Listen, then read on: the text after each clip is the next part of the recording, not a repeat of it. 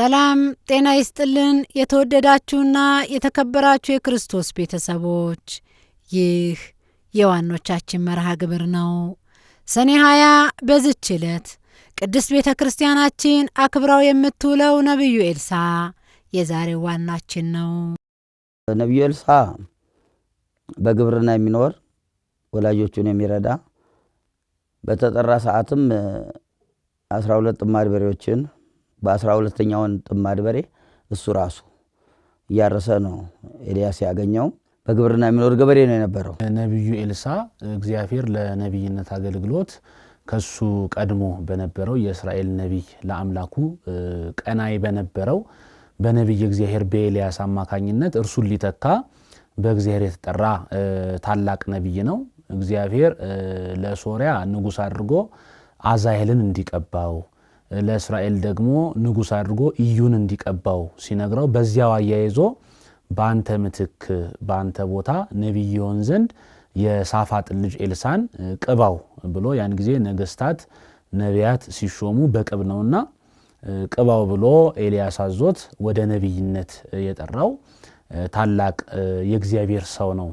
በአንተ ፈንታ ነብይ እንዲሆን ኤልሳን የሳፋጥ ልጅ ኤልሳን ነብይ አርገህ ምረጠው ቀባው ብሎ ልኮት ነበር። ኤልያስም እየፈለገው ሲሄድ ያረሰ አገኘው። ጠጋ ብሎ በመጎናጽፎ ነክቶት ሲሄድ ተከትሎት ሄደ። ቆየኛ አባቴ እያለ ኤልሳም ቆሞ ጠበቀው። እባክህን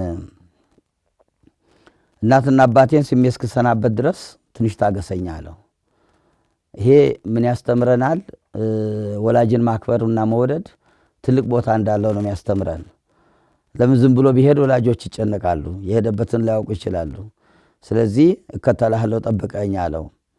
እንዲያውም በግዕዙ አፈቅረካዊ አዊ ወእትሉ ድህሬከ ወንድም አባቴ ሆይ አከብርሃለሁ ወድሃለሁ በኋላም እከተላለሁና ግን አባትና እናቴን ስሜ እንዲመጣ ፍቀድልኝ ተሰናብቻቸው እንድመጣ ብሎ ወደ ቤተሰቡ ሄዶ ተመልሶ መጣ። ኤልያስም ጠበቀው። እንደመጣ እሱ ያርስባቸው የነበሩትን በሬዎች ፈቶ አረዳቸው። አርዶ በበሬዎቹ ዕቃ ስጋውን ቀቅሎ እዛ ለነበሩት ህዝብ ለሚያርሱትም ለሌሎችም ህዝብ ጋብዞ ልክ እንደ ማቴዎስ ማለት ነው። ማቴዎስ በቤቱ ግብዣ አድርጎ ጌታ እንደተከተለ ኤልያስን ተከተለው። አስቀድሞ መጎናጸፊያውን ጥሎበት ለአገልግሎት ሲጠራው ምንም ሳያንገራግር ሳይመረምር ምን ሳይል እግዚአብሔር አስቀድሞ መምረጫውን የሚያውቅርሱ ነውና በመንፈስ ቅዱስ አነሳሽነት ልቦናው ስለተነሳሳ ሁሉን ትቶ ነው የተከተለው። አሁንም ደግሞ ከአንድም 3 ጊዜ በኤልያስ ሕያው ነፍስዬ ማለት ነው አልለይም እያለ ይከተለዋል። እንግዲህ አለመለየት ማለት ጽኑ ፍቅርን የሚያሳይ ነው። ዛሬ ልክ ህፃናት ወላጆቻቸው ገበያ ሲሄዱ ወይም አንዳች ቦታ ተቷቸው ሲሄዱ እንደሚያለቅሱት ከነርሱ መለየት እንደማይፈልጉት ያለ ኤልሳ በጽኑ ፍላጎትና ቁርጠኝነት መምህሩ ለአምላኩ ቀና የነበረ ታላቁ ነብይ እስከዛሬ ስዋሪውን የምናውቅለት እንጂ ሞትን ያልቀመሰውን ነብይ ኤልያስን ሲከተለው ነበር። ኤልያስ ጋር የነበረው የአገልግሎት መንገድ እንደ አባትና እንደ ልጅ እንደ መምህርና እንደ ደቀ መዝሙር ነው። አገልግሎቱ ደግሞ በተአምራት በመንክራት ተአምር በመስራት ድንቆችን በማድረግ ነው ሲሰራ የኖረው ከነብዩ ኤልያስ ጋር የኖረው። ነብዩ ኤልያስ እስኪወሰድ ድረስ ያገለግለው ነበር ይላል መጽሐፍ ቅዱስ። ትልቁ ምስጢር ይሄ ነው። እኛ የተጠራንበትን አገልግሎት አክብረን ካገለገል ጸጋችን እየበዛ ነው የሚሄድ። የነዚያ የመምህራኖቻችን አሁን እኮ ቅዱስ ጳውሎስ ምንድነው ያለው? ከገማልያል እግር ስር ተቀምጬ ተማርኩ ነኛል። ከመምህራን እግር ስር ተቀምጦ መማር ትልቅ ምስጢር ስላለው ጸጋቸው ያድራል፣ በረከታቸው ይተርፈናል፣ ትህትናም ጭምር ነው። ያገለግለውም ነበር ይላል በመጽሐፈ ነገሥት ካልዕ ላይ የመጀመሪያው ነገሥት ላይ ምዕራፍ 19 ጀምሮ ታሪኩ ያለው እስከ ሁለተኛው ነገሥት ምዕራፍ 13 ድረስ ይሄዳል የኤልሳ ታሪክ ማለት ነው። እና እንዲህ አድርጎ ነው ያገለግል የነበረው ከኤልያስ ጋር። ኤልያስ ወደሚልከው እየተላከ ወደ ህዝቡም ለሱ የሚያስፈልገውን ምግብም ይሁን ምንም ይሁን ማንንም ሰው ቢመንንም ውሎ አንድ ጊዜ መቅመስ አለበት። አዎ በፈለገ ቢበቃ 10ኛ ማዕረግ ላይ ምግብ ካልተወ በስተቀር ምግብ ወደ መተው ደረጃ ካልደረሰ በስተቀር አንድ ማዕድ ይመገባል። ያን ያገለገለ ነው የኖረው ኤልያስ እስኪያርግ ድረስ ማለት ነው። እግዚአብሔር በነብዩ ኤልያስ አማካኝነት ነው ኤልሳን የጠራው ለነብይነት የጠራው ማለት ነው። ግን የነብይነት ጸጋው የበለጠ የታወቀው የተረዳው ልክ ኤልያስ ከኔ የምትሻውን ካንተ ሳልወሰድ ለምኔም ባለው ጊዜ ያንተ ሀብተ መንፈስ ቅዱስ እንግዲህ የኤልያስ አንዱ ሀብተ መንፈስ ቅዱሱ ሀብተ ትንቢት ነው። ለዛም ነው ነብይያን ኃላፊያትንና መጻያትን ያለፉትን ጉዳዮችና የሚመጡትን ወደፊት የሆኑ ዘንድ ያላቸውን ነገሮች በእርግጠኝነት ይመስላል ሊሆን ይችላል ሳይሆን አይቀርም በሚል ሳይሆን በእርግጠኝነት እንዲህ ነው ብለው የመናገር ነገስታቱን የመገሰጽ ህዝቡን የማስተማር ነገር እንደዚህ የእውቀት ጸጋ ወይም ሀብተ ትንቢት ለኤልሳ የበለጠ መሰጠቱ በጎላ በተረዳ የታወቀው ኤልያስን ለምኖ የኤልያስ ሀብተ መንፈስ ቅዱስ ማለት ሀብተ ትንቢት አንዱ ሀብተ ትንቢት ስለሆነ ሀብተ መንፈስ ቅዱስ ካደረበት በኋላ ያን ጊዜ ኃላፊያቱና መጻያቱን እንደሚያ ከዚያ ቀጥሎ የሚነሱ ታሪኮች በሙሉ የሚናገሩት እናትና አባቱን ይወድ ያከብርና ይታዘዝ የነበረው ገበሬው ነብዩ ኤልሳ በክርስቶስ መልካም ፍቃድ በነብዩ ኤልያስ አማካኝነት ለላቀ ክብር የተጠራ ሁሉንም ትቶ በእግዚአብሔር መንገድ የሄደ የለመነውም የተደረገለት ታላቅ ነብይ ኤልያስ ለመለየት ጨንቆት ወደ ጌልጌላ የሚባል ሀገር ሲደርሱ እባክህን እግዚአብሔር ወደ ቤት ልኮኛል ስለዚህ እዚህ ጠብቀኝ አለው። ኤልሳ ነብዩ ኤልያስ ሕያው እግዚአብሔርን በሕያው ነፍስህ እምላለሁ አልለይህም አለው። በዚህ ሰዓት በዚያ በቤቴል የነበሩት የነቢያት ልጆች ያውቁ ስለነበር ይሄን ሚስጥር ዛሬ እኮ ጌታህን እግዚአብሔር ካንተ እንደሚወስደው አውቀሃል አሉት። ዝም በሉ አውቄአለሁ አለ። ሚስጥር ነው ትልቁ የአገልግሎት መንገዱ ሚስጥርም አለው። መናገር አይደለም መለፍለፍ አይደለም በልቡና ነው ሙያ በልብ ነው። ዝም በሉ አላቸው። ተነስተው ወደ ኢያሪኮ ሄዱ። ከቤቴል ተነስተው ከገልገላ ተነስተው ወደ ቤቴል ከቤቴል ተነስተው እንደገና ቤቴል ሲደርሱ ደግሞ አሁንም እግዚአብሔር ወደ ኢያሪኮ ልኮኛልና እባክህን እዚህ ጠብቀኝ አለው። ሁለት መንገድ አለው። ይሄ ቅድም የጭንቀት ነው ብያለሁ። መለየት ከባድ ነገር ነው። ከሚወዱት ሰው መለየት ከባድ ነገር ስለሆነ ያ ነው። ሁለተኛው ግን ጽናትን ለማስተማር ነው። ትዕግስትን ለማስተማር ነው። እሺ ብሎ ቢቀር ይሄ ሰው ይሄ ነብይ አያገኘውም። ያን መጨረሻ የሚያገኘው ጸጋ ያገኘው ነበር። አሁንም ምንድነው ያለው? እነዚህ ነቢያ ልጆች እንዲህ ሲሉት ዝም በሉ ነው ያላቸው። አውቃለሁኝ ዝም በሉ ነው ያላቸው። ከዚያም በኋላ ተነስተው ወደ ቤቴል ሄዱ። ከቤቴልም ይሄው ጥያቄ ነው የቀረበበት። ወደ ኢያሪኮ ሊሄድ ነው እግዚአብሔር ልኮኛል እዚህ ጠብቀኝ አለው። ሕያው እግዚአብሔርን በሕያው ነፍስ እምላለሁ አልለይህም አለው። ጽናቱ ይሄን ትልቁ ሚስጥር ይሄን አልለይም ነው። ከምናገለግለው አገልግሎት ከምንወደው ህይወት ላለመለየት መጣር ያስፈልጋል። አጥብቀን ነው መለመን ያለብን። አጥብቀን ነው አገልግሎታችን መውደድ ያለብን። አጥብቀን የተከተልነው ዓላማ መከተል ያለብን። የምናላላው ከሆነ ህይወታችን ይበላሻል። ይህን ማስተዋል ያስፈልጋል። ኢያሪኮ ደረሱ። አሁንም ኢያሪኮ ይኸው ጥያቄ ቀረበበት። እሱም በሕያው እግዚአብሔርን በሕያው ነፍስ እምላለሁ አልለይም አለው። ኢያሪኮ ደግሞ ጠበቁ የነቢያ ልጆች። እንደዚሁ ሌሎች ኢያሪኮ ያሉት ደግሞ ይህንኑ ቃል ደገሙት። ሲደግሙት ዝም በሉ ብሎ መለሰላቸው። አውቃለሁ ዝም በሉ አላቸው። አሁን ኢያሪኮ እንደደረሱ እንደገና እባክህን ወደ ዮርዳኖስ ልኮኛል ፈጣሪ ወደ ዮርዳኖስ ሊሄድ ስለሆነ አንተ እዚህ ቆየኝ አለው። ሕያው እግዚአብሔርን በሕያው ነፍስ እምላለሁ አልለይህም አለው። በዚያን ሰዓት ወደ ዮርዳኖስ ሲሄዱ 50 የነቢያ ልጆች ተከተሏቸው ይላል መጽሐፍ። 50 የነቢያ ልጆች ተከተሏቸው። እነሱ ርቀው ቆመው ያያሉ። ሁለቱ ግን ዮርዳኖስ አጠገብ ደረሱ። ኤልያስ መጎናጸፊያውን አነሳና ያን ኤልሳን የጠራበትን መጎናጸፊያ አነሳና ጠቅልሎ ዮርዳኖስን መታው። ከሁለት ተከፈለ። በደረቅ ተሻገሩ። ከዚያም በኋላ ኤልያስ ቁርጠኝነቱን አወቀና የመጨረሻውን ቁርጠኝነት አውቆ በል ካንተ ሳልወሰድ ካንተ ከመወሰዴ በፊት ምትለምነኝ ነገር ካለ ለምነኝ አለው።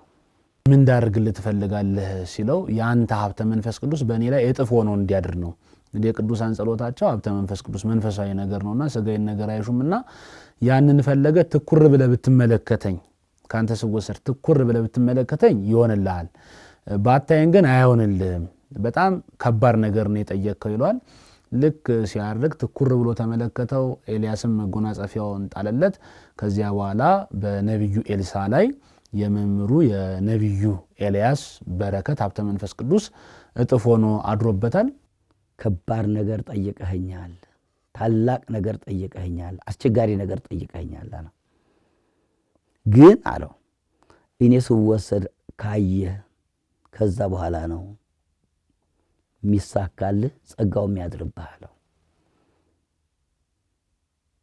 ምን ማለት ነው ይሄ ቋንቋ እስከ መጨረሻው ከጸና ማለት ነው ለዚህ ነው በዮሐንስ ራእይ ላይ እስከ መጨረሻው የሚጸናሱ ይድናል እስከ መጨረሻው ጸጋ ያገኛል በረከት ያገኛል ብሎ የተናገረው ማለት ነው እስከ መጨረሻው ከጠበቀኝ ታገኛለህ አለው እስከ መጨረሻው ጠበቀ ሲያርጋየ ኤልያስ አባቴ የእስራኤል ሰረገሎች አለፈ የሳት ፈረስ ሰረገሎች ሲወርዱ አይቶ ከዚያም በኋላ አባቴ ኤልያስ ብሎ ሲጮህ ያቺን የተጠራበትን መጎናጸፊያ ወረወረለት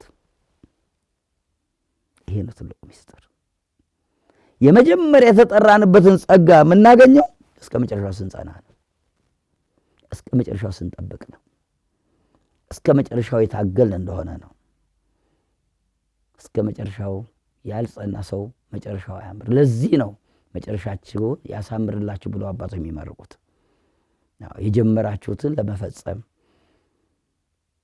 የመጀመሪያውን እስከ መጨረሻ ለማድረስ ያብቃችሁ ብለው አባቶች የሚመርቁት ለዚህ ነው እኔ ሳርግ ስወሰድ ብታየኝ ያ ይሆንልሃል አለው ይሄን ትልቁ ሚስጥር ከዚያም በኋላ መጎናጸፊያውን ጣለለት ዮርዳኖስን ሲሻገሩ መጀመሪያ ሊሄድ ሲል ሊያርግ ሲል እንደነበረው ልክ ሲመለስ አሁንም ዮርዳኖስ ስላለ ያንን መጠምጠሚያውን አንስቶ ነብይ እግዚአብሔር ቅዱስ ኤልሳ የኤልያስ አምላክ ወዴት ነው ብሎ ልክ ሲመታው እንግዲህ እግዚአብሔር በቅዱሳኑ እንዲጠራ ለመፈለጉ ዋና ማሳየው እንዲህ ያለ ነገር ነው ራሱ ጌታችን በመዋዕለ ሥጋዌው እኔ የአብርሃም የይስሐቅ የያዕቆብ አምላክ ነኝ የሕያዋን አምላክ ነኝ እንጂ የሙታን አምላክ አይደለሁም ብሏል እና አምላከ ሙሴ ሲባል አምላከ አብርሃም ሲባል አምላከ ይስሐቅ አምላከ ያዕቆብ ሲባል እግዚአብሔር ደስ ይሰኛል በቅዱሳኑ እንዲጠራ ነው የሌላው አምላክ ፈጣሪ ሳይሆን ቀርቶ ሳይሆን ነገር ግን አሰረ ፍኖቱን የተከተሉ ሕጉን የጠበቁ ትእዛዙን የፈጸሙ የቅዱሳኑ አምላክ ሆኖ ሲጠራ እግዚአብሔር እጅግ ይደሰታል ማለት ነውና በእነሱ እንዲጠራም ነው የሚፈልገው ለዚያ ነው የኤልያስ አምላክ ወዴት አለ ብሎ በመጠምጠሚያው ልክ ዮርዳኖስን ሲመታው ከሁለት ተከፈለ እንደመጀመሪያው በዛን የጀመረው ተአምሩ ተሻገረ አሁን ለምንድን ነው ኤልያስ አምላክ ያለው ነው ዛሬኛ አምላከ ተክለ ሃይማኖት ብለን ጸልየን እንዴ አምላከ ቅዱስ አርሴማ አምላከ ቅዱስ ጊዮርጊስ አምላከ ገብረ መንፈስ ቅዱስ ያን ጸልየን በአባቶች ስም እግዚአብሔርን ጠርቶ በእነሱ ምልጃ መጠቀም እንዳለ ኤልሳዋል የኤልያስ አምላክ ነው ያለው የኤልያስ አምላክ ብሎ ሲመታው ባህሩን ከሁለት ተከፈለ ለዚህ ነው ዛሬ አምላከ ተክለ ሃይማኖት ይቅር በለን አምላከ ገብረ መንፈስ ቅዱስ ይቅር በለን በስማቸው ምንማጽ ነው ለዚህ በማቴዎስ 10 ቁጥር 39 ላይ ሲያስተምር በነብዩ ስም የነብዩን የተቀበለ በነብዩ ስም የነብዩን ጸጋ ያገኛል ሐዋርያውን የተቀበለ በሐዋርያው ከነዚህ ታናናሽ በአንዱ ስም ቀዝቃዛ ውሃ የሰጠ ዋጋው አይጠፋበትም እውነቱን ለትላቻለ ያለው የነሱን ስም ጠርተን እንደምንጠቀም ኤልሳ እዚህ ላይ አስረዳን የኤልያስን አምላክ ስም ጠርቶ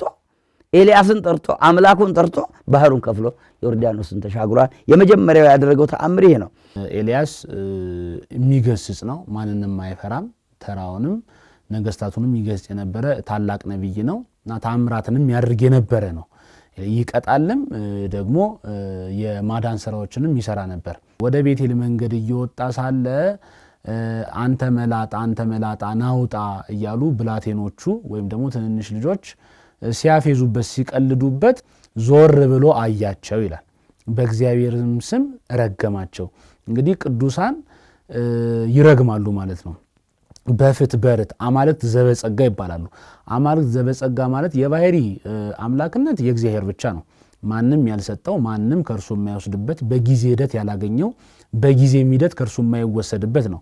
አማልክት ዘበጸጋ አድርጎ ቅዱሳንን ግን ሾሟል። ለምሳሌ በኦሪት ዘጸአት ምዕራፍ 7 ቁጥር 1 ስንመለከት ሙሴን እኔ ለፈርዖን አምላክ አድርጌሃለሁ ይሏል። ስለዚህ እዚህ ጋር የአምላክነት ጸጋ ተሰጥቷል ማለት ነው። ሰጪ እግዚአብሔር ነው። ተቀባይ ሊቀ ነቢያት ቅዱስ ሙሴ ነው።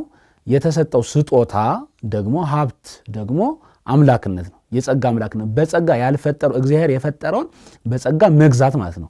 ተፈጥሮን በጸጋ መግዛት እግዚአብሔር የሚያደርገውን በባህሪ አይደለ ከእግዚአብሔር ጸጋ የተነሳ ማድረግ መቻል እሱ የጸጋ አምላክነት ይባላል። በመዝሙረ ዳዊትም ላይ እናንተ ሁላችሁ የእግዚአብሔር ልጆች ናችሁ የልዑል ልጆች ናችሁ ብሎ ይናገራልና አማልክት መሆናቸውን እዛ ላይ የጸጋ አማልክት መሆናቸውን ቅዱሳን ይናገራልና ቅዱሳን የጸጋ አምላክነት ከተሰጣቸው እግዚአብሔር የሚያደርገውን በጸጋ ያደርጋሉ ማለት ነው። ስለዚህ ነብዩ ኤልሳ እነዚያን ሕፃናት ያይና ይረግማቸዋል በእግዚአብሔር ስም። ከዚያ በኋላ 2 ድቦች ከዱር ወጥተው ከነሱ 42ቱን ሰባበሯቸው ይላል። ስለዚህ ዛሬም ቅዱሳን የሚናገሩ ሰዎች እንደው ዓመተ ምሕረት ስለሆነ ዓመተ ስጋዌ ስለሆነ ነው እንጂ ንስሐ እስካልገቡ ድረስ እንደው በአንበሳ መሰባበር ይሄ የስጋ ጉዳይ ነው ማለት የስጋ ቅጣት ነው። በነፍሳቸው እግዚአብሔር ይምራቸው እንደሆነ አናውቅም እነዚያን ሕፃናት።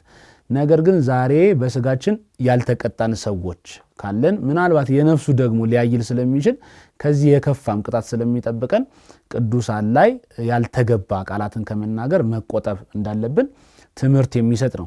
ሌላው ወላድ ብትጠጣው የሚያመክን መካን ብትጠጣው አንጀት የሚቆራረጥ ውሃ ነበረ በኢያሪኮ ማለት ነው። ያንን ውሃ ወደ ጣፋጭነት ወደ ፈውስነት ቀይሮታል። አለቻቸው ውሃ ዛሬ ምንም ጠጥቻታለሁኝ በአጋጣሚ ፈወስክዎ ቀደስክዎ ባርኬዋለሁ ፈውሼዋለሁ ውሃ ከእንግዲህ በኋላ ይሄ የሕይወቱ አይሁድ ብሎ ባርኮታል ማለት ነው። መካን ብትጠጣውም አንጀት ማይቆራረጥ ወላድ ብትጠጣውም ማይጸን ማይገለብጡህ ነው። እስከ ዛሬ ድረስ እኛም ሄደን በአካል አይተን ተጠምቀንበታል። ይሄ በሁለተኛ ነገሥት ምዕራፍ 2 ቁጥር 19 እስከ 22 ያለው ቃል ነው ማለት ነው። ይህ ብቻ አይደለም ሀብተ መርገም ብቻ ሳይሆን ነብዩ ኤልሳ ያለው ሀብተ በረከት ጭምር ነው። ከዕለታት በአንድ ቀን ከነቢያት ልጆች መካከል የሆነች አንዲት ሴት ወደ ነብዩ ኤልሳ ጮኸች ይላል። ጮኸች ማለት ልመናዋን አሰማች እና ምንድነው ልመኗ? ባሌ ሞቷል እና ባሌ ሞቷል። ባሌ ደግሞ ዕዳ ስለነበረበት ያበደረው ሰው ልጆቼን በዕዳ ሊገዛብኝ ነው ሊወስድብኝ ነውና እባክህን መፍትሄ ስጠኝ ትለዋለች። በአንቺ ዘንድ ምን አለ ብሎ ይጠይቃታል። እግዚአብሔር ከኛ ዘንድ ጥቂት ነገር ይፈልጋል። ጥቂት ነገር ግን የሚለምነን ወይም የሚጠይቀን እግዚአብሔር ከኛ ምንም ሽቶ ሳይሆን ያችን ነገር ባርኮ ለመስጠት ነውና ከርሷ ያለውን የርሷን ድርሻ አቀረበች። ከጥቂት ዘይት በቀር በቤቴ ምንም የለም፣ ከጎረቤቶችሽ ትላልቅ ማደጋዎችን ተዋሺ እና አታሳንሹ፣ የምትዋሹን ዕቃ አታሳንሹ ብሎ በበረከት ሊሞላላት ነው እንግዲህ ቤቷን እና ማደጋዎችን ብዙ ትዋሳለች ከጎረቤቶቿ። ከልጆችሽና ከአንቺ ኋላ በሩን ዝጊ፣ ከዚያ በኋላ ዘይቱን ገልብጩ በማደጋዎቹ ይላታል። ያን እየገለበጠች በእግዚአብሔር በረከት እየሞላ እየገለበጠች ሙሉ ያልቃል። ታዲያ ልጇን ሌላ ማደጋ አምጣ ስትለው በቃ ማደጋዎቹ አልቋል ብሎ ሲነግራት እሷም ሄዳ ወደ ነብዩ ኤልሳ ተነግረዋለች። ከዚህ ላይ ሽጠሽ ዕዳሽን ክፈይ፣ በቀረው ደግሞ ያንቺንና የልጆችሽን ሕይወት አድኝበት ማለት ኑሩበት፣ እናንተ ተጠቀሙበት ብሎ ነብዩ ኤልሳ ነግሯታልና ነብዩ ኤልሳ ሀብተ መርገም ብቻ ሳይሆን ሀብተ በረከትም ጭምር ያለው ነው። ሌላው ትልቁ ታሪኩ ቢነገርለት የሱናማዊቱ ሴት ናት። ኤልሳ ሁልጊዜ በዛ ደጃፍ ነው የሚያልፍ። ኤልሳ ሁልጊዜ በዚያ ደጃፍ ነው የሚያልፍ እና በዛ ደጃፍ እያለፈ ይሄዳልና እዚያም ተመግቦ ይሄዳል። የገባና እንግድነት ኋላ እቺ ሴት ልጅ የላትም። ባሏን ግን ምን አለችው? ይህ እግዚአብሔር ነብይ ነው አለች። እግዚአብሔር ነብይ ነው፣ ሁልጊዜ በእኛ ይመጣል። ለምንድን ነው ደክሞ ሲያስተምር ቆይቶ ነው የሚመጣው? ስለዚህ ለምን እዚህ ማረፊያ አንሰራለትም ሰገነቱ ላይ አለች። አሰበችና ባሏም ይሻላት ሰገነቱ ላይ ቤት ሰሩለት። የሚያርፍበት አልጋ፣ የሚያነብበት ወንበር፣ የሚቀመጥበት ወንበር፣ የሚያነብበት ጠረጴዛ አድርገው ሁሉን አሟልተው ሰሩለት። እሱም በጣም ደስ አለውና ግያዝን እቺስ ምን እናድርግላት አለው። ያስጨንቃል። ሰው መልካም ሲያደርግ ከባድ ነው፣ ያስጨንቃል፣ ሸክም ነው። እንደው ህሊና ያጣ ሰው ካልሆነ በስተቀር እንደው 5 ሳንቲም ሰው ቢሰጥ በጣም ያስጨንቃል። ምን እንዳድርግላት? ይህን ሁሉ አደረገችልን፣ ይህን ሁሉ ሐሳብ አሰበችልን። ምን እናድርግላት? ለዚህ ሴት ለዚህ ደግ ሴት ምን እናድርግላታል? ምን እናድርግላታል? ልጅ የላትም መጀመሪያ እንጂ እስቲ ጥራት አለው። ምን ትፈልጊያለሽ? ለንጉሥ ልንገርልሽ አንዳንድ ነገር እንዲያደርግልሽ ወይስ ምን ላድርግሽ? እኔ በሕዝቤ መካከል ነኝ፣ ምንም አልፈልግም አለችው። እንዲህ አይነት ሰው ይገኛል? 1 ሳንቲም ሰጡ 100 ሳንቲም እኮ ውለታ የሚፈልግ ሰው ነው ያለው አይደለም? እና አንድ አሁን ህዝብ ያጸልዮ እኔ በእኔ ጸሎት እኮ ነው ቆመ የምትሄደው የሚልም ሰው አይጠፋም። እቺ ግን ምን አለ? በሕዝቤ መካከል ነው፣ በወገኔ መካከል ነኝ፣ ምንም አልፈልግም አለችው። ለጥቅም አይደለም የሰራሁት፣ ውለታ እንድትከፍለኝ አይደለም የሰራሁት፣ ምንም አልፈልግም ብላ ጥሎ ሄደች። ጨነቀው ይሄ ነብይ፣ ምን ያድርግ? ግራ ገባው። ምን እናድርግላት? ምንድነው ገደላት? አንተ የምታውቀው ነገር ካለ ልጅ የላትም አለው ጊያዝ። ልጅ የላትም። ጥራት አለው። የዛሬ ዓመት ወንድ ልጅ ትታቅፊያለሽ፣ የእግዚአብሔር ነብይ ወይ እንዳትዋሸኝ አለች። በዓመት ወንድ ልጅ ወለደች። ደስ አላት። እስከ 4 ዓመት ኖረ። በ4 ዓመቱ አባቱ ገበሬ ነው። እርሻ በሚያርስበት 6 ሰዓት ላይ ከአሽከሮቹ ጋር ምሳ ይዞ አብሮ የተጫወተ ሲሄድ እዛ ራሱን አመመው። ወሰዱ፣ ወደ እናቱ ወሰዱ አለ። እንደመጣ ሞተ ብላ አልተናገረች። እንዴት አይነት ታላቅ ሴት እንደሆነች ከዚህ ሴት ብዙ ምስጢር ነው የምንማረው። አሁን የእሷ መስመር ስላይደለ ነው እንጂ ዝም ብላ ነብዩ የሚተኛበት ላይ አስተኛችው። ሸፋፍን አስተኛችና በሯን ዘግታ በቅሎ 2 አሽከርና 2 አህያ ላክልኝ መሄድበት ወደ ነብዩ። እንዴ ዛሬ ሰንበት አይደል መባቻ አይደል ለምን ትሄጃለሽ በተራ ቀን? አይ ግድ የለም ደህና ነው አለችው። ባሏ ደህና ነው አለች። ሄደች። ገና ከርቀት ሲያያት መቼም ትክክለኛ የእግዚአብሔር ሰዎች በጣም ይጨነቃሉ ለሚወዷቸው ሰዎች። ጌታ እንኳን ለአልዓዛር አላለቀሰም እንዴ? እንደዛ ማለት ናቸው እነሱ። ለምን? የእግዚአብሔር ሰው ሲሆኑ የእግዚአብሔር መንፈስ ነው የሚዋሃዳቸው፣ ጸጋው የሚያድርባቸው የእግዚአብሔር መንፈስ ነው። ጨነቀው። ሂድ እስቲ እስክትመጣ ቸኩሎ እኮ ነው። ሂድ፣ ምን ሆነሽ ነው የመጣሽው? ደህና ነሽ ወይ? እንዴት ነሽ? ልጅሽ ደህና ነው ወይ? ባልሽ ደህና ነው ብለህ ጠይቅልኝ አለው። ገለየ ቤት እኮ ነው ወደሱ ቸኩሎ። ይሄ ናቸው የእግዚአብሔር ሰዎች፣ ሩሆች ናቸው። ቸኩሎ ሄዶ ጊያዝ ደህና ነው ምንም አልሆንኩም አለች። ሚስጥርን ባልሆነ ቦታ ማውጣት አይገባም። ስታስተምረን እኮ ለማንም መስከር ዛሬ ላገኘን ሁሉ አይደል እንዲሁኝ ከባሌ ጋር እንዲሆኝ ከእህቴ ጋር እንዲሆኝ ከእናቴ ጋር እንዲሆኝ ስንሉ አይሙሉን አትንገረው ብሎ ብነግረው አትንገረው ብሎ ነገረው። ይሄ እኮ ነው ዛሬ ያለው። አልሆነ ቦታ ሚስጥር ማውጣት ልክ አይደለም፣ ትክክል አይደለም፣ ክልክል ነው። እቺ ሱናማዊት የት ቦታ ላይ ሚስጥሯን እንደምታወጣ ታውቃለች። ደግሞ መጽሐፍ ቅዱስ ከስራዋ በፊት ከስሟ በፊት ማንን የጠቀሰው? ስራዋን የጠቀሰ። እገሌ አላላትም እኮ አበበች አየለች አላላትም። ስራዋን ነው የተናገረው። እንዴት ትልቅ ሰው እንደሆነ ይለመስከር ነው። ጸሐፊያን ረቂቅ ናቸው መጽሐፍ የሚጽፉ ሰዎች። እና ይሄ ነው። ሄደች፣ እግሩ ላይ ወደቀች እያለቀሰች። ተነሽ ብሎ ሊያርቃት ጊያዝ ጠጋ ሲል ተው ልቧ አዝኗልና እንዳትነካታል። የመጣችበትን ጉዳይ ግን እግዚአብሔር አልገለጸልኝም አለ። ነቢያት ካልተገለጸላቸው አይናገሩም። ዛሬ ግን ያላየነው አየን እያልን አገር ስናትራምስ እንውላለን። ባህታዊ ነን እያልን። አባቶች ያልተገለጸላቸውን አይናገሩም። ከዚያ ምን አለች? የሰጠህን ሸማ ከደጅ ተቀማ አለችው። ልጅ ለምኜ ነበር፣ አንተ ሰው ልጅ አለሽ ያልከኝ። ጠይቄ ነበር፣ ጠይቃ ነበር፣ አልጠይቀችም። አልፈልግም ነው ያለች። ሙሉ ነኝ፣ በወገኔ መካከል ነው ያለሁት፣ የምፈልገው ነገር የለም ነው ያለችው። ብዬህ ነበር አላልኩህም፣ ሰጠኸኝ፣ ሞተ አለችው። ነው አለው። ጊያዝ አለው፣ ጠራው። ናንካ ይህን ዘንጌን ይዘህ ሂድ፣ ይህን ዘንጌን ይዘህ ሂድ፣ በልጁ ላይ ጣለው ይነሳል አለው። እሷ ግን ምን አለች? ሕያው እግዚአብሔርን አልለቅህም፣ አንተ ራስህን የሰጠኸኝ አንተ ራስህ ሄደህ ነው የምታነሳው። ጊያዝ እየሮጠ ጊያዝ ዛሬ ምን እየቀጸለ ይሄዳል? ተመስገን አሁን ይሄን ሄጄ ዘንጉን ላው ላይ ጥላለሁ ጊያዝ የኤልሳ ደቀ መዝሙር ሙት ያነሳው እየተባልኩ ይተረክልኛል እያለ እየተናገረ ሲሄድ እግዚአብሔር የልብን ያውቃል። የልቡን አይቶ ለእባብ ነሳው ነው ይባል እግር ነሳው። አዎ ሲሄድ ዘንጉ ቢጥለው ወይ ፍንክች ዘንጉ ማይነሳው ነው አይደለም፣ ያነሳል። የጊያዝ የልቡናው ተንኮል ነው።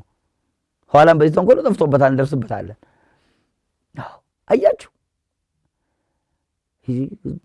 ቢለው ይሰራው። ኋላ ጊያዝ እና እሷ ተቀምጣና ኤልሳ እና እሷ ተከታትሎ መጡ። እናትና ነብዩ ልጁ አልተንቀሳቀሰም አልተነሳም አለው። ውጣ አለው ጊያዝን። ውጣ አለውና ቤቱን ዘግቶ 7 ጊዜ ተነፈሰበት ይላል። ዛሬ 7 ጉዞ ፍታት መንፈታው ለዚህ ነው። ሰው ሲሞት ዝም ብለን አይደለም መጽሐፍ ቅዱስ ነው ያለው። 7 ጊዜ በ6ኛው ገላው ሞቀ ልጁ በ7ኛው ብድግ አለ። ለዚህ ነው 7 ጉዞ ፍታት ገጠር ላይ በየቀኑ ሙሉ እየፈታን ምን ሄድ አይረፍ እያሳረፍን ኪዳን እያደረስ ሥርዓተ ቅዳሴ እያደረስ ምን ሄደው ይሄ ነው ሚስጥሩ ከመጽሐፍ ቅዱስ ነው። ዝም ብለን ባህል አይደለም እንከተለው። ተነፈሰበት። ነይ ልጅሽን ውሰጂ አላት። ሰጣት። አቅፋ ደስ አላት። ሌላው ሞት ያለበትን ቅጠል ወደ ሕይወት ቀይሮታል። እንግዲህ ሲመጡበት ሂድ ቅጠል እንትን ብለህ አምጣ አለው። ረድኡን ሄዶ ሰብስቦ ቅጠል አምጣና ቀቀለው። ሲመገቡ የሚመር ከመምረርም በላይ እስከ መግደል የሚያደርስ ቅጠል ነው። የእግዚአብሔር ነብይ ሆይ ሞት አለበት አሉ። የቀመሱት ሁሉ ሲሉ አምጡልኝ አለና ዱቄት አምጡልኝ አዲስ ዱቄት ብሎ አላተነው ይላል። አደባልቆ አላት ነው። ጸልዮበት ሰጣቸው። 100 ሰዎች ነበሩና ጌታዬ አለረዱ አራ ይበቃቸውም 100 ሰዎች እኮ ናቸው እንዴት ነው ይበቃቸዋል? ይጠግባሉ ያተርፋሉ ማለት 100 ሰው ለሁለት ሰው ማይሆነው ምግብ 100 ሰው በልቶት አትርፏል። ይሄ ከኤልያስ ከተለየ በኋላ እጥፍ ጸጋ ካገኘ በኋላ የተሰጠው ሀብት ነው። እግዚአብሔር ለሀብቱ ልክ የለውም። አዎ እንደ አይምሮው ስፋት እንደ እምነቱ ጽናት ነው የሚሰጠን። በነቢዩ ኤልሳ መጎናጸፊያ የሕይወት ታሪኩ የተቀየረ የእግዚአብሔር ወዳጅ ከመምህሩ ከኤልያስ ጸጋ እጥፍ የሆነውን ጸጋ የተቸረ የታዘዘውን ብቻ በማድረጉ ገቢረ ተአምራት የበዙለት ትንፋሹ የሞት መድኃኒት እጁም የበረከት ምንጭ የሆነ የበርካታ ታምራት ባለቤት ከሆነው ነቢዩ ኤልሳ መንፈሳዊ ማንነት እኛ ምን እንማር ይሆን? በረከቱ ይድረሰን። ከነቢየ እግዚአብሔር ከቅዱስ ኤልሳ ብዙ ነገር እንማራለን። አንደኛ ለቅዱሳን ፍቅር እንዲኖረን ነው። እርሱ ለቅዱስ ኤልያስ እጅግ ፍቅር አለውና ለመንፈሳዊ አባቶቻችን ለንስሐ አባቶቻችን እነሱ የመንፈስ አባቶቻችን ስለሆኑ ለነሱ ትልቅ ፍቅር እንዲኖረን። ሁለተኛ በጎ ልመናንም እንማራለን። ኤልያስ ከኔ ሳትወሰድ ብዙ ነገር እኮ መለመን ይችላል። አስቀድሞ ሀብቱን ንቆ ነው የተከተለው። መናኒ ነው። ኤልሳ ባይታዊ ነው፣ ብቸኛ ነው። ረዳለው አገልጋዮች አሉት እንጂ በብቸኝነት እግዚአብሔርን የሚያገለግል ነው። እንደ መምህሩ እንደ ነቢዩ ኤልያስ በጎ አገልግሎትን እግዚአብሔርን በብቱና የሚያገለግል ነው። በጎ ልመናን እንማራለን ከነቢዩ ኤልያስ። ያንተ ሀብተ መንፈስ ቅዱስ እጥፎ ነው ይደርብኝ ያለውና እኛም እግዚአብሔርን ስንለምን እግዚአብሔርን የሚያስደስተው መንፈሳዊ ልመና ነው። በሶሎሞን ልመና እግዚአብሔር የተደሰተው ለምንድን ነው ከተባለ ማስተዋልና ጥበብን ስጠኝ ስላለው ነው። ጠላቶቼን አጥፋልኝ አላልከኝም፣ ወይም ደግሞ መንግስቴን አስፋልኝ ዘመነ መንግስቴን አርዝምልኝ አላልከኝም። በጎ ልመና ለምነኸኛል ብሎ እግዚአብሔር ራሱ ለሶሎሞን መስክሮለታል። እና እግዚአብሔርን ምን ያስደስተዋል ከተባለ መንፈሳዊ ልመና ያስደስተዋል። እና ሀብተ መንፈስ ቅዱስን የጠየቀው ይህ ብቻ አይደለም። ከነቢዩ ኤልሳ የመፍትሄው አካል ሆኖ መገኘትን የአንድ ችግር የመፍትሄ አካል ሆኖ መገኘትን ህዝብንና መንግስትን በታማኝነት በተሰጠን ጸጋ እግዚአብሔር ማገልገልን እንማራለን። ለወላጆቻችን በቅንነት መታዘዝና ወላጆቻችን ማክበር እንማራለን። የመጀመሪያው ነጥብ ይሄ ነው። ለወላጆቻችን በቅንነት መታዘዝ ማክበር፣ ይሄም ከአስርቱ ትእዛዛት አንዱም ስለሆነ እግዚአብሔር በሰጠህ ምድር ላይ እድሜህ እንዲረዝም እናት አባትን አክብር ነው። ትልቅ ትእዛዝ ነው ይሄ። እግዚአብሔርን የምናከብረው እናት አባታችንን ማክበር ስንጀምር ነው። እግዚአብሔርን የምንወደው እናት አባታችንን መውደድ ስንጀምር ነው። እግዚአብሔርን ምንፈራው እናት አባታችንን መፍራት ስንጀምር ነው። ስለዚህ የመጀመሪያው ስራው ሲጠራ ለነብይነት እናት አባቴን ስሜ ልሰናበት እባክህ ፈቀድልኝ ከዛ በኋላ እከተልሃለሁ ነው ያለው። ወላጆቹን የሚያከብር ሰው እንደሆነ ልጅ እንደሆነ እዚህ ላይ ወላጅን ማክበር በቅንነት መታዘዝ እንደሚገባ ከኤልሳ እንማራለን። ሌላው መራራትን እንማራለን። አሁን በታሪኩ ላይ እንዳየነው ራራላቸው። ሊይዙት እኮ ነው የመጡ፣ ሊያስሩት እኮ ነው የመጡ፣ ሊወስዱት ነው የመጡ። ካሳወራቸው በኋላ እንደገናቸው አይናቸው እንዲበራ አደረገ። ከዛ በኋላ እንደገና ስንቅ ሰጥቶ እንዲሰዳቸው አደረገ። መራራትን እንማራለን። ለምሳሌ ለሱናማይቷ ሴት ልጅ ሰጥቷታል፣ በሞተም ጊዜ አስነስቶላታል። ድጋሚ ለዚያች ደግሞ ለአንዲቱ ባለ ችግር ሴት ደግሞ ችግረኝነቷን ስትጠቅስለት ከጎረቤቶቿ ማድጋ እንድትዋስ ያንን በዘይት እንዲትረፈረፍ ያን ሽጣ ዕዳዋን እንድትከፍልና ልጆቿን ከባለዳነት ነፃ እንድታወጣ በቀረው ደግሞ እንድትገለገልበት አድርጓል። እና ይሄንን ከነብዩ ኤልሳ የአንድ ችግር የመፍትሄ አካል ሆኖ የመገኘት ህዝብን መንግስትን በታማኝነት የማገልገል ለምሳሌ ያክል ነብዩ ኤልሳ ካደረጋቸው ተአምራት ጥቂቱን ብንጠቅስ ለምሳሌ ምን አድርጓል? የነቢያት ልጆች ዳስን እንስራ ቤትን እንስራ ብሎ ይጠይቁታል። ከዮርዳኖስ እንጨቶችን እንሰብስብና ቤት እንስራ የምንቀመጥበት ስፍራ ጠቦናል ሲሉት ይፈቅድላቸዋል። አብረህና ሲሉት ደግሞ አብሯቸው ሄዷል። መመረትትና ነው እንደ ነብይነቱ ሄዳችሁ እናንተ ስሩ ማለት ይችላል። ግን አብሯቸው ነው ሄደው። ነብዩ ኤልሳ ባለ ትልቅ ጸጋ ነው፣ ባለ ትልቅ ሀብት ነው፣ መንፈሳዊ አባታቸው ነው። ግን አብሯቸው ሄደ ማለት ነው።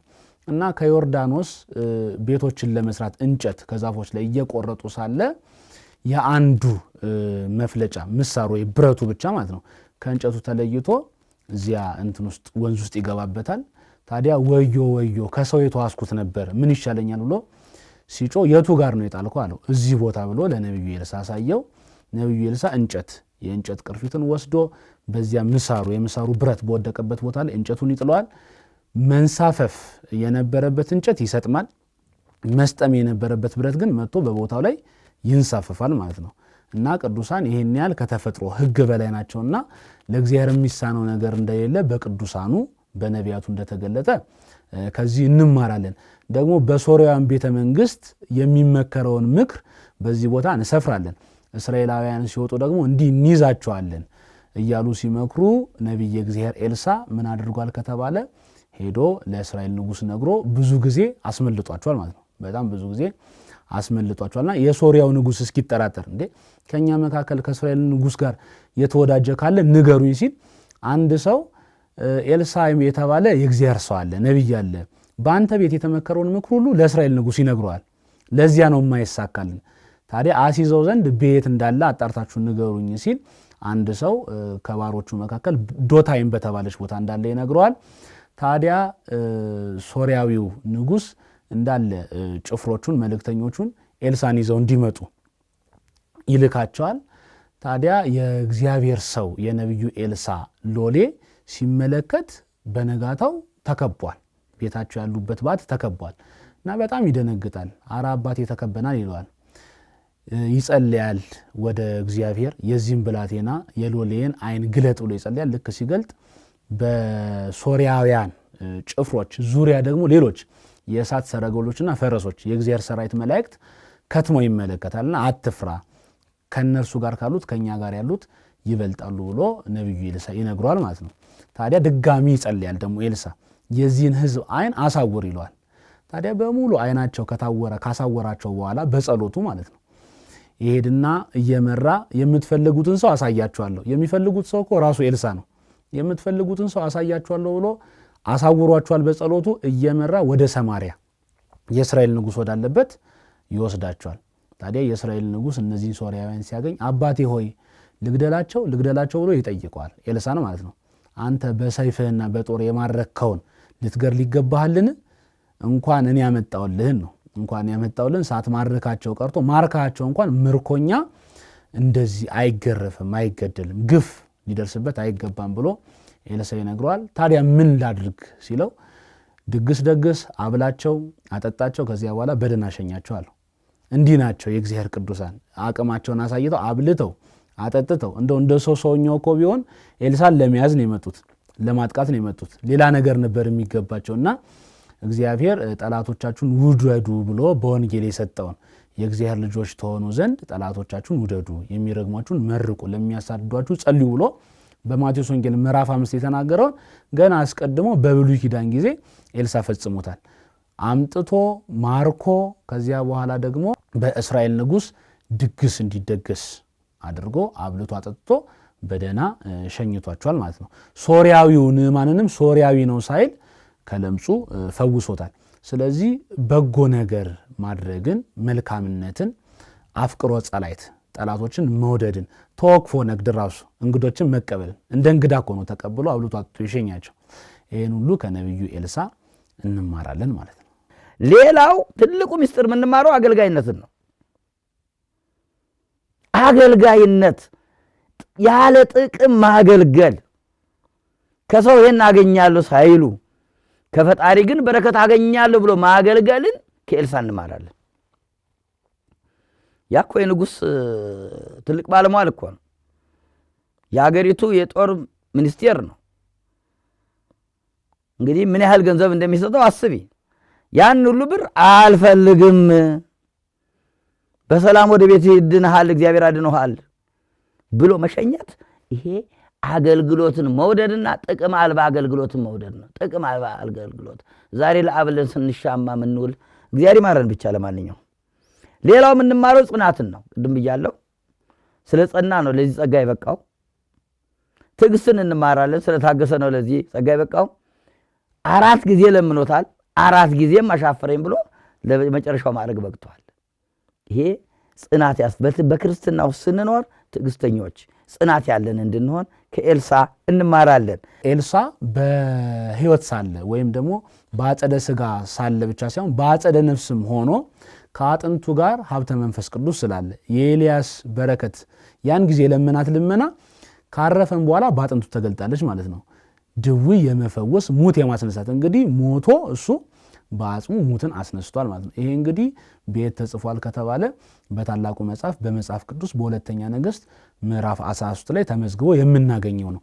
ዛሬ የቅዱሳንን ስባራ አጽማቸውን ፍልሰታ አጽማቸውን የምናከብረው ከአጽማቸው ጋር እግዚአብሔር ስላለና የመንፈስ ቅዱስ ኃይል በእነርሱ ስለሚሰራ ድውይ ስለሚፈውስ ሙት ስለሚያስነሳ ነው።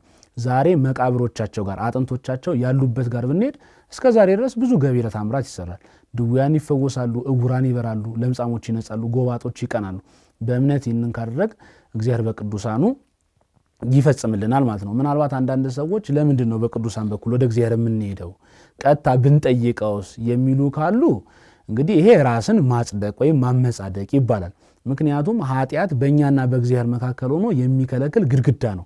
በመዝሙረ ዳዊትም ላይ የተጻፈው የእግዚአብሔር ዓይኖች ወደ ጻድቃን ጆሮዎቹም ወደ ልመናቸው ናት ተብሎ ነው። ስለዚህ የእግዚአብሔር ዓይኖች ወደ ጻድቃን ከሆኑ ጆሮዎቹም ወደ ልመናቸው ከሆነች እነርሱን የሚሰማ እነርሱን በራይ በምሕረት የሚመለከት ከሆነ እኛ ደግሞ በእነርሱ አማካኝነት መንፈሳዊን ሀብት መዳናችንን መፈጸም ይገባናል ማለት ነው። ሚስጥር መጠበቅ ዝም በሉ አውቃለሁ እኮ ነው ያለው አይደል? 2 ጊዜም ሰው ሲጠይቁት ዝም በሉ ሚስጥር እኮ ነው አውቃለሁ። አንተ እኮ እንዲህ ልታደርግ ነው እንዴት እዚህ ቆይ ትለኛለህ አላለውም። ያውቃል እኮ እግዚአብሔር ገልጾለታል። እሱም እኮ ግን ዝም በሉ ነው ያለው። ዝምታ ጥሩ ነው። ማርያምስ ሐሬት አይደል ያለው ያ ወንጌሉ ላይ ማርያምስ አርምሞና ዝምታ መረጠች አይደል ያለው። ዝም ማለት ጸጋ ያሰጣል ማለት ነው። የከሱ የምንማረው ጽናትን፣ ትዕግስትን፣ ሚስጥር ጠባቂነትን የምንጠይቀውንና የምንለምነውን ማወቅን እንማራለን። ከሱ ደግሞ ሌላው የምንጠይቀውንና የምንለምነውን ዛሬ በማርያም እንደሆነ ለጸሎት ስንቆም እንደው ለራሳችን እስኪያሳፍረን አይደል የምንጠይቅ። አንዱን ጠይቀን ሳናበቃ ሌላውን እንደርባለን። አንደኛውን ሳንጨርስ ሌላኛውን እንደርባለን። ምን ጠይቀውና ምን ለምነውን ረጅተን ማወቅ ዛሬ ይሄን የተቸገርንበት ትልቁ ሚስጥር እግዚአብሔር ለማወቅ ያብቃን። ሌላው በቅዱሳን ስም መማጸንን የኤልያስ አምላክ አይደል ያለው። በቅዱሳን ስም መማጸንን ከኤልሳ እንማራለን። ሌላው ከእግዚአብሔር ዘንድ የተገለጠልን ነገር ብቻ መናገርን ቅድም ተናግሬዋለሁ። ይሄንን ከእግዚአብሔር የተገለጠልን ነገር ብቻ የመጣችበትን ጉዳይ እግዚአብሔር ምን አላለኝም አልገለጸልኝም። ከዚያ በኋላ ነው እሷ የሰጠኝ ሸማ ከደጅ ተቀማ አለችው። እኔ ልጅ ለምኜሃለሁ፣ ጠይቄሃለሁ፣ አንተው ነው ትወልጃለሽ አልከኝ፣ ያ ትወልጃለሽ አልከኝ ሞተ አለችው። ይሄ ነው ያልታየንን ታየን ማለት፣ ያልሰማኑን ሰማን ማለት፣ ማይደረገውን ይደረጋል ማለት። ያውን ቀን ወስነው እኮ ነው። የሚገርምሽ ነገር አሁን በየሚዲያው ቀን ወስነው በዚህ ቀን እንዴት ይደረጋል፣ ሳይደረግ ሲቀር ደግሞ ሌላ ነገር ይፈጥራሉ። ደግሞ ይሄ ሆዳምነት ስግብግብነት ነውና ከነብዩ የምንማረው ከእግዚአብሔር ያላገኘነውን አለመመስከር። ይሄንን ከኤልሳ እንማራለን። በረከቱ ይደርብን።